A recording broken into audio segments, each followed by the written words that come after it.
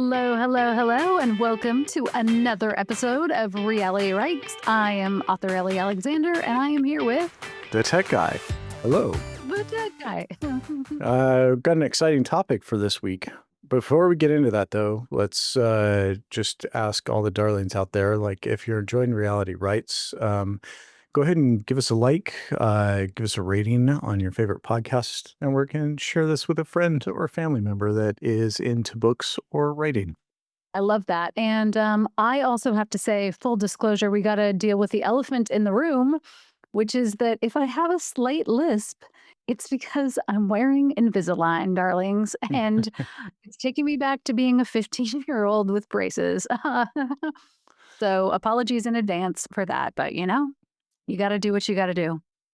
Yeah, well, yeah, it's been an adjustment for you though. That's for sure. The whole like taking them out, eating, putting them back It's in. real It's fun. We could have a whole it's episode on that, but no one wants to hear. Am I complaining a lot? Yes. Yes, I am.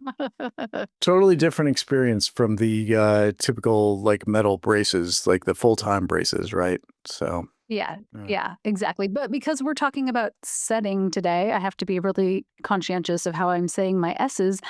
I am not day drinking if you hear an extra little. Not today anyway. So, Oh gosh, yeah. all right. Yeah, so today we're going to cover off on all things setting. So this will be interesting for readers and writers. I think you'll be dropping some knowledge bombs. And really talking about the importance of setting, because for your series in particular, I know that setting has been a pretty big deal over the years. Kind of a big deal. Yeah, a little bit. Yeah. It's true. Yeah. So where do we even start? Well, I mean, I think we should start with what it takes in terms of setting something in a real place. So, especially in a cozy, there is an opportunity if you happen to have a place that feels really warm and community driven. It's charming. Maybe your location has a lovely little historic downtown or a cool park or a nature preserve. Like using any of those elements around you to create a sense of place is really a great starting point, because I think one of the reasons that readers and darlings that are in this group come back to the cozy is for that sense of place, because they want to step into a story that feels warm and like a place where you're walking through town and everyone knows your name and is going to wave hello, and you're going to go to your favorite coffee shop or knitting spot. So there are so many great real world elements that you can weave into a cozy. For me, I've written three really, but two for sure series, both the Sloane Krause mysteries and the Big Shop mysteries, that are set in real places, Ashland and Leavenworth, Washington. And there are some real pros with that because the community gets really involved too. I think one of the gifts of setting your mystery in a real location is that the town might get really excited about it and they might support you, not only the local shops, but this could turn into something like the Ashland Mystery Fest, where Travel Ashland and the whole town has embraced the stories. So that can be a real gift, I think. Yeah, for sure. I mean, and with both Ashland and Leavenworth, there's been a lot of people and business owners, particularly, who've been super excited to, be featured in your books. But one question I did have, because I know it's come up from readers quite a bit and writers too, particularly some of your coaching and mystery series masterclass course students. What about using real business names in books?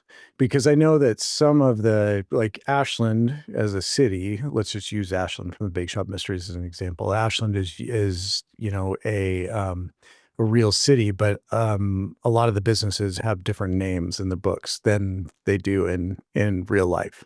Right. There's not really a steadfast rule per se, but my slant has always been that any place that I'm going to talk about that is real, I want to be shining a good light on that. So the caveat for Ashland, the example that I always use is the Mary Windsor Hotel, which is this dilapidated, rundown Shakespearean themed hotel with like these gross old shag green carpets and satellites falling off the roof line. That is fake. That's really City Hall, and the building is not dilapidated. Like if you've been to Ashland, it's nice. So I think if you're writing about something that really has a negative slant, you might want to be pretty conscientious about that piece of it. But otherwise, you can use real business names. Sometimes I have. Most of the time, I try to take something like, let's say, Oberon's, which in the book is Pucks, that really exists, and then make it my own, like put a little spin on it myself. Like I might take the bones of a place and then really flesh it out with my own version of what I would imagine that looks like. I think that's a pretty safe bet. I also think that one of the things you have to be really careful about, and especially in writing a cozy, is the idea of taking any sort of real tragedy that has occurred in a town and using that as the baseline for a Mm. story. Yeah. So the example I always think of is that when we were living in Ashland, Sky Guy was on his first day of Zoom during COVID, and all of his friends and classmates and teachers started logging off immediately because a wildfire had broken out and ended up burning so much of the Rogue Valley and the adjacent towns next to us. I'm never going to use that in a cozy. Like, I'm never going to Right. add that layer in because it's too real, it's too raw. And if you're writing about a real place, there's going to be a lingering tragedy for all of the people who experience that. So, that for me is kind of a fine line. Now, if Yeah. you were writing true crime, you might take, a murder or something like that, and obviously use all of those details. But I think in a cozy, that's a pretty clear line for me. That's like a nah, not going to go there. Yeah, it's not very cozy knowing how many real life people lost homes and businesses and Yeah, property and pets and everything during that fire. right. It was those scary times. So yeah, definitely, that makes sense. What are some of the cons of using real life places in your writing, like in terms of setting? Yeah. So, I mean, one of the cons can be the same. It's like the double-edged sword, right? It's also a pro. So, the pro is that the community might really rally behind your books and get excited and be sending like I get so many emails from darlings out there who live in the places that I've set my books who are always, they have a wealth of ideas for me for future books. But then you can have people who feel really protective of their space. And if I call something slightly different, or I change some little version of a town to make it my own, I will get feedback from darlings, from readers sometimes that are like, the name of that mountain is actually this, or you said that this street turns to the left and it really turns to the right, or like you can get into the real nitty gritty sometimes of a real space. So I think that can be a con for sure. Yeah, you're talking about Mount Pitt. Totally. That's just one of many though. Like there have been so Yeah, many over the years of people who were like, actually Ashland Creek should be Ashland. I don't know. Like there's always right. there because people, have lived in these areas their entire life. They have an attachment, they have the history.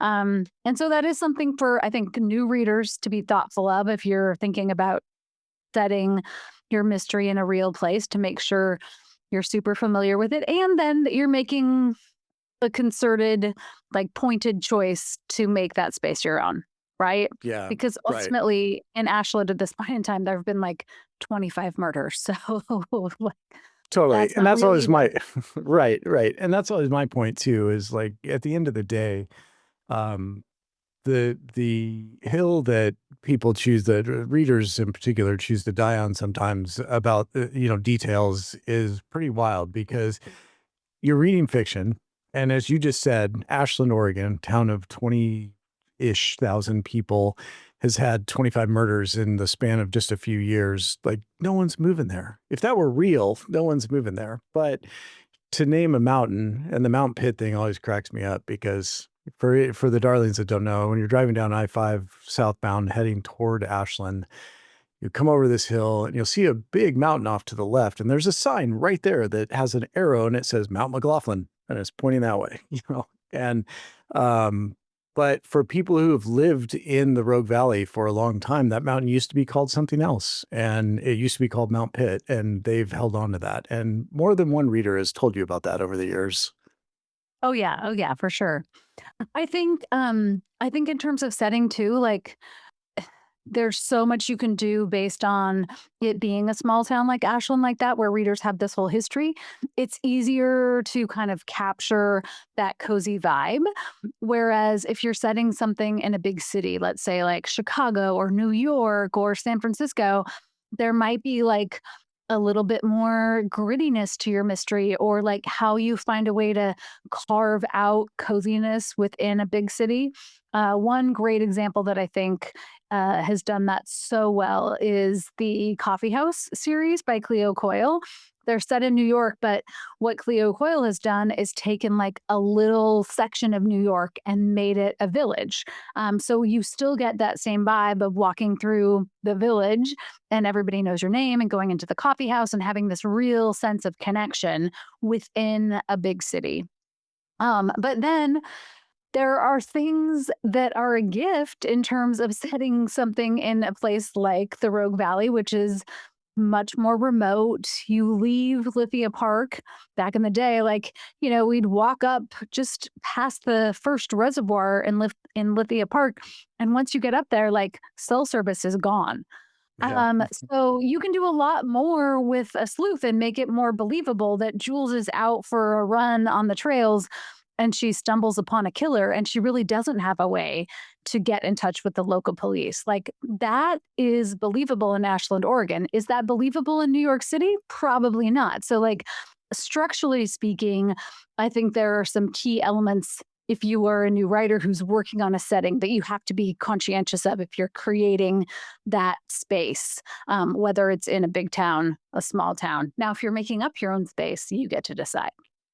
Yeah, that's interesting. I hadn't thought about that before, but even if you were to say you're up on a hike and you manage to, the killer's after you and you manage to Right. get out to the road and and you're in Ashland and you have cell service, even calling the police, it's going to take them 20, 30 minutes to get to you. In Right. New York City, it might take just as long. I don't know, but it seems like it could take like 2 minutes, and there'd be somebody there, just because of the sheer. It's a numbers game, right? So that yeah, that would.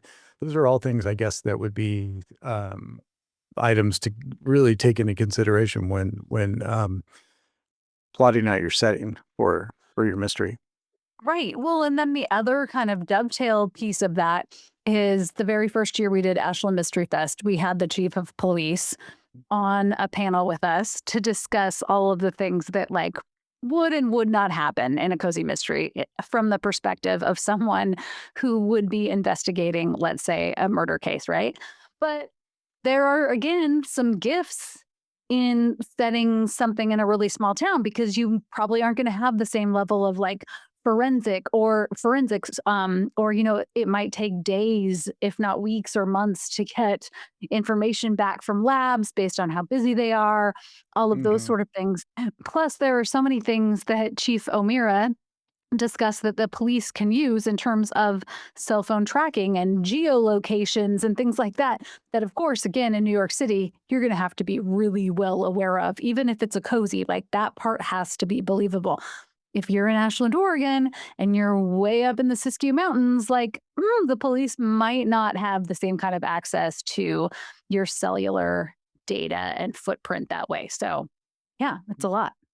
Yeah, that comes up a lot on, some of our favorite BBC mysteries like, Death in Paradise, Yeah. Return to Paradise, Beyond Paradise, all all the All paradises, the paradises. because they're all set in very small and in some cases island-based towns, and it's Yeah. like, oh, this murder happens, and the medical examiner, who's also like the local postal inspector and city council A member, chef. Yeah, yeah, exactly. exactly. They like gather all the evidence, but then they have to ship it off to a lab, and then they always tell the detective, who is always just put out completely, that, "Oh, it's gonna be 3, 4 days before we get the results back." And I'm like, "What?" Yeah, right. But you can use that to your advantage if you're setting a mystery in, a smaller place or somewhere that's more remote for Yeah. that. Yeah, for sure. All right. So big city, little city, pros and cons. What about doing research, deciding where you're going to set your mystery? You've talked about it before, but like for those who haven't heard, why don't you describe a little bit about how you do it and like the tips that you give other writers when it comes to doing research for setting? Yeah, I think going to a place, and we'll loop back next to if you can't go to a place, right? But if you have the ability to go to the place that you want to set your novel, do that. Do that immediately. I mean, of course, there's a treasure trove of information available online and on the internet. You can watch videos, all of those sort of things, but it's not the same ever as physically being in a space. So I'm working on a new book, and yesterday we took a day trip out to Half Moon Bay because that's where the book's going to be set. And we walked the streets, and I took probably 1,000 videos and photos of all of the little things that we would miss, like, are you going to see the mural that's down an alley, or like that cool gate that you found with the lock on it? Like, there are all those Mm. kind of tiny little details. There's also, like, the smells and, like, what's the vibe of town on a Saturday morning during, like, a sunny spring day? Like, are the streets empty? Are they bustling? Talking to shop owners. There's so much more sensory information that you can gather if you can physically go to a space and just take copious notes, photos, videos, anything that you can do to really center yourself in there, and then weave in those small little details like, the cracks on the sidewalk or the way the beach grasses are flowing that just really help anchor readers in the story and make it feel real. Yeah, that's really good. I hadn't thought about things like smells and sounds and everything. That would be hard to gather those types of inputs if you didn't have the ability to go to wherever you were setting it. Are there I imagine there's gotta be ways though, that would be interesting to find some resources for people that, where you could get videos. I mean, one thing would be to really comb social media especially because pretty much every if there is a town or city out there, I feel like the, Instagram travel bloggers have got it covered, right? They've got tons of videos on that you can watch and kind of and maybe get some of that, obviously not the smells, but definitely get some of that sensory information by watching those videos. Yeah, not everyone can afford to go to the place that you want to write about, right? Like, Mm. I would love to set a book in the south of France. I've never been to the south of France. Maybe we should go. Is it a write off for research? Also, yes. So that's a pro. But Totally. it's not in every budget, right? To travel to a place that you might want to use. And in this instance, I'm talking about using that place as a real setting. You want to set your book in the south of France. You've never been to France. There's so much you can do. Not only what you're saying about just combing the internet, social media, but like, what are the pieces of France that you can experience somewhere near you? So, is there a small local vineyard or an orchard or a lavender farm that you can go walk through for an hour one afternoon and again try to get that sight, smell, touch, taste? Is there a French restaurant within a 2-hour drive that you can go and have a French meal? Can you go to your local library and check out any DVDs? And I would say a DVD that is in French. It doesn't matter that you speak French. You're just going to watch a real French film and pick up, like, how are people talking? How are they walking? What are they wearing? What is the cafe? So there are so many other things you could do. You could um, interview a local high school French teacher. So I think the key is that if you're going to set a book in a place that's real, you want to be as much of an expert as you can about that place. And then once it comes to actually publishing that book, you're probably going to want to get some beta readers or get eyes on it by somebody who has actually been to France or better yet, lives in France. Yeah, those are all great suggestions.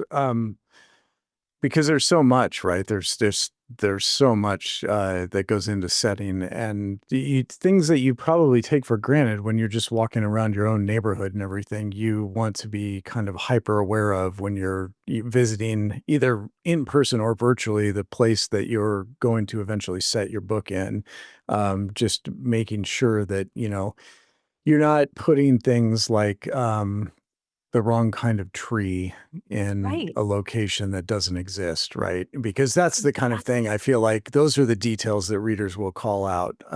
It like you can make up a business, no problem, but if you put a certain type of cedar tree in an area that where it does not grow, you're going to hear about that, right? Well, yeah, and not only hear about it, but, the experience as a reader, that's gonna pull you out of the story because Yeah, we, that's as true. writers, we want somebody to be fully immersed in the story so that setting should feel seamless. It is just part of what you're experiencing. So I'm thinking, like, I read a book years ago that, and, we both grew up and lived in Portland for most of our adult lives, that talked about how the Columbia River ran through downtown Portland. No, it doesn't. That's the Willamette. So the minute I'm reading that, I'm like done with the story because I'm like, wait, hold up. Like, and those are the kind of details that if you're not familiar with a place, the Columbia River, yes, it runs between Portland and Vancouver. It divides Oregon and Washington. If you're just looking on a map or you're watching some blogs, like you might not be able to get that level of detail if you're not doing a lot of extra research. So that's what I'm saying in terms of you want to make sure that you are really grounded in reality. Or create your own completely fictional place too, which is totally acceptable and happens all the time. Yeah, so that brings up an interesting question though, because like with both Ashland and Leavenworth, and Redwood Grove, for the Secret Bookcase Mysteries, um, you have elements that are based in reality. Obviously, Ashland and Leavenworth are real cities. Redwood Grove happens to be a like what's it called? It's not a city. It's whatever. Anyway, well, I found it on the map the like a few weeks ago Yeah, when we were yeah. looking. It's Yes, like that's right. Yeah, yeah. like nearby here up in the Santa Cruz Mountains, Yeah. which we were blown away by. But What? uh, yeah, but so you have these real cities and but then you have places that are you have some places that are real, although Mhm, you've changed the names, and then you have some places that don't exist. mhm. So how do you balance that? Because you don't wanna make up things that are going to pull readers out who really know a place very well, but at the same Right. time, it's really hard to work with maybe within the confines of the reality of a small town and all of its, bits and pieces, and you might wanna move some things around to fit with the plot of your mysteries. So how do you find that balance? Yeah, I think it is a delicate balance, and I think you just wanna know that place really well to be able to do it well, so that you aren't messing with something that is that. My example of the Columbia versus the Willamette, like, if I said that Mount A was in Lithia Park, or like, I mean, technically it is above Lithia Park, but if I said like you walk from the bake shop and you're on the ski slope, right? Like readers, anyone who's been to Ashland will be like, no, you don't. Like that kind of thing, I think is going to pull you out of the story. But there is that nice balance point where you're using a real setting, you're taking the key elements that are going to make that town quintessentially cozy, which is what we want out of this style of book, and then, yeah, you're embellishing it. There was no brew pub. There was no nitro in downtown Leavenworth when I Right. first started writing that book. Now there is. Coincidence? I don't know. It was just like an old, not old, but it was like a sausage shop. And I was like, oh, that's where I want nitro. So I used the exterior and then I made it my own. So I think you have creative license. I think if you're creating your own town too, this is where you really get to shine in terms of taking whatever real elements you can experience yourself. So I don't know, let's say you live in Minnesota and you're going to create a town on one of the lakes, like go to a lake that's by you and then take all of the elements, or you can like pluck, oh, okay, I really like the dock here and I like the cabins from this one and I want the size to be this. Like you can get really creative because it's your own town. The one caveat is you need to be consistent and you really need to make a map. I was gonna ask about maps next. Yeah, that's funny. I also what you were just talking about made me think of something that we'll talk about in the after party over on Patreon because, there there are a couple of places that I feel like you have literally willed into existence through the writing in your pages in both Ashland Oh, and Leavenworth, and it's been yeah. mind-blowing, but yeah, we'll go into that later. So, Okay. Okay. um, yeah, but maps are a great idea because I love a good map at the beginning of a book because, if an author is talking about all these places and I get in my head, okay, this is over here, and then you go that way to get to this other place, and then you realize later in a book, wait, that's maybe not correct, or maybe the author doesn't realize that it's correct. And yeah, yeah. So yeah, talk about maps. I think consistency is the key here, right? So, for any ooh, you can there's some ASMR. For any darlings who are just listening, I'm holding up a map of Ashland that I had a local artist in Ashland create of what I think the plaza looks like from Juliet's perspective and where Tort would be and the Mary Windsor and all of those sort of things. So if you're using a real place, you need a map of that because I don't want to in book 1 say that the flower shop is 2 doors down and then in book 5 it's 6 doors down, right? So you Right. as the writer need to ground yourself in that space. Even if it's a real place, you are like we've talked about, you're probably going to be moving some things around or you're going to have to think about naming or like as the series expands, you need more locations to hide bodies. So, thinking through that, if you're creating a fictional space, like when I was working on Redwood Grove, you don't want to see it. It's hideous. It's my line drawings. But like, okay, where's the bookstore? Where is the square? Where is Annie's house? Like you want to make sure that when you're referencing that in your writing, you have a really clear idea of where everything is so that the readers don't get lost either. And so that then, God forbid, 3 or 4 books into a series, you have moved to some massive landmark to a completely other section of town. Like, ooh, that's a bad look. Yeah, that's really interesting because you've talked about having, kind of keeping track of those details for characters in the past, but it never really occurred to me that it's super important to keep track of the same sort of details for the places, the setting in every book. And especially when you're writing a series that goes 22, 25 books, you gotta remember where every business is and where every, office is and where everybody's apartment is or, like, whatever, so that you don't have the main character taking 5 minutes to walk home one day, but then taking 20 minutes to walk home 2 books later, and they're like, "Wait, was she just walking a lot slower? Like, what's happening here?" You know? Absolutely. And I think one nugget of advice that I have for any new writers in this phase of building out your setting is to think bigger from the start. So if you are thinking you're creating this little cozy Oh. village with a town square in the center, think about your series maybe going 10, 15, 20 books and what else you're going to need. So don't make that world too small. Leave yourself room for possibility that will then work. Because if you've described this tiny little town that's hours away from anything else, and now suddenly, you need a farm to table dinner or whatever it is, like thinking about like, okay, so here's the village, what else is around it, how far is the next major city, is it Mm. on a coastline, is it near the mountains, like what all surrounds it too for future books. Oh, that's very interesting. Yeah. Yeah, because you don't want your small little town of 20,000 people to suddenly have to have 50,000 people in, like, the span of 2 books just to create, whatever else is necessary to fit your plot.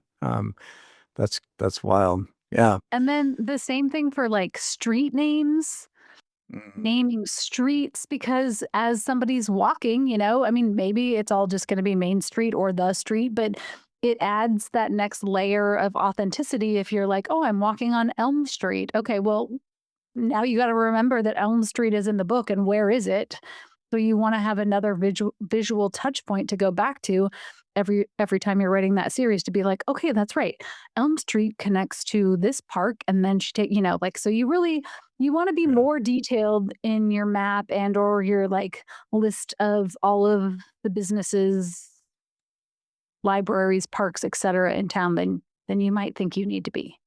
Yeah, yeah, totally. Well, and the one rule to take away from all that is to stay away from Elm Street. Like any of the darlings Well, out there that were of media consumption age back in the 80s, you know what I'm talking about. So bad things happen on Elm Street. That's all I'm gonna say. nightmares, you might say. Yeah, Yeah. yeah, yeah. Big time. Ugh, now I'm creeped out. That's crazy. All right. Anything else that you want to, any other pieces of knowledge you wanted to impart on writers out there before we wrap this episode up on setting? No, I think setting is so fascinating because it really does set the tone for everything. And for me, I want setting to feel like a character. I want you to feel like you know Ashland and Leavenworth and Redwood Grove, and these are places you want to visit and you want to spend time, and you can see them and you can taste them and you can smell them. So all that work that I do to research them hopefully finds its way onto the page and then, pulls readers into that experience. Yeah, that's so awesome. All right. Well, that does it for this episode of Reality Rights. Now we're going to head over to the after party and we're going to talk about a few things, one of which I mentioned that came up during that episode. I want to talk about a few places that I believe Ellie has willed into existence through Bum, her bum, writing bum. and more. But thanks so much for listening. And if you're interested in the after party, head over to Ellie's Patreon, patreon.com. Just search for Ellie Alexander and you'll find her. I'll put the link in the show notes. But otherwise, until next time, everyone. Until next time.